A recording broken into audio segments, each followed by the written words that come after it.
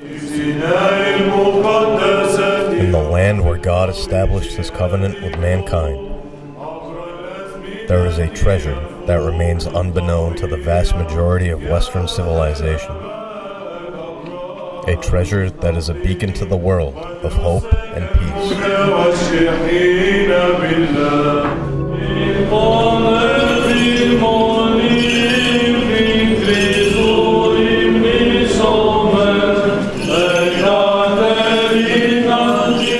While the world around it has always changed, Saint Catherine's Monastery has remained virtually unchanged for over 1,400 years. So rich in antiquity, there is no other place on the planet with more history within four walls. Saint Catherine's has ties to the origins of Judaism, Christianity, and Islam. Some of the treasures contained within the monastery are the oldest active Christian church in the world, the burning bush, the well of Moses, relics of saints, martyrs, and pilgrims from centuries ago, and the single most significant library in the world.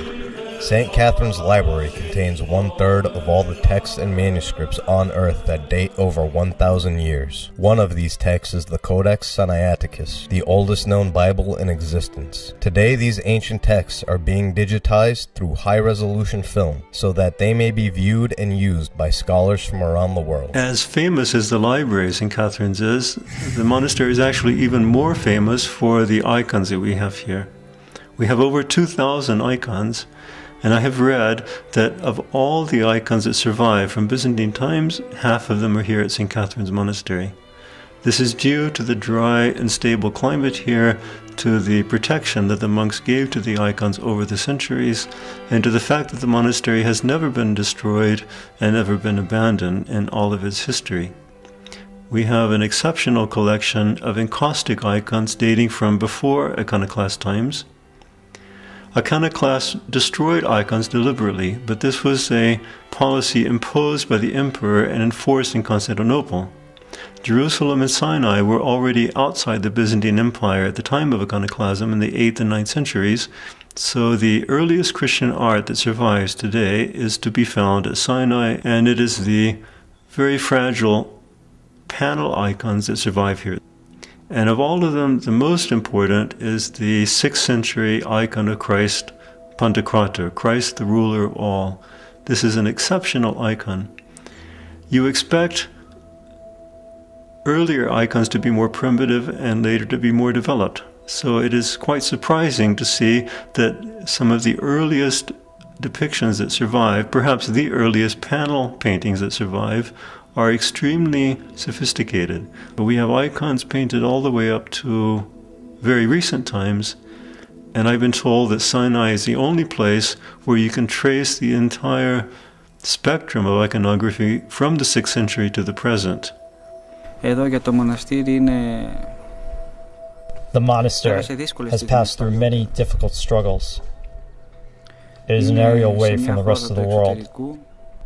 It is an Orthodox monastery in a Muslim land.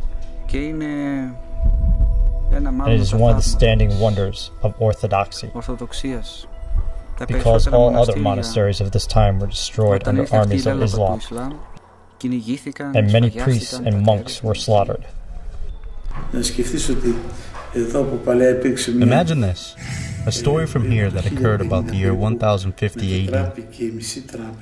Half of the dining hall was converted into a mosque because word had reached that a catastrophic warlord, who was a king under the emperor, was coming here with an army. Many monks fled the monastery in fear. Only a few remained, with some of the local Muslims who lived here. They built the tower that is now the mosque in one night.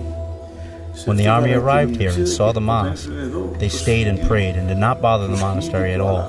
And they were the ones who destroyed all the monasteries in the Middle East.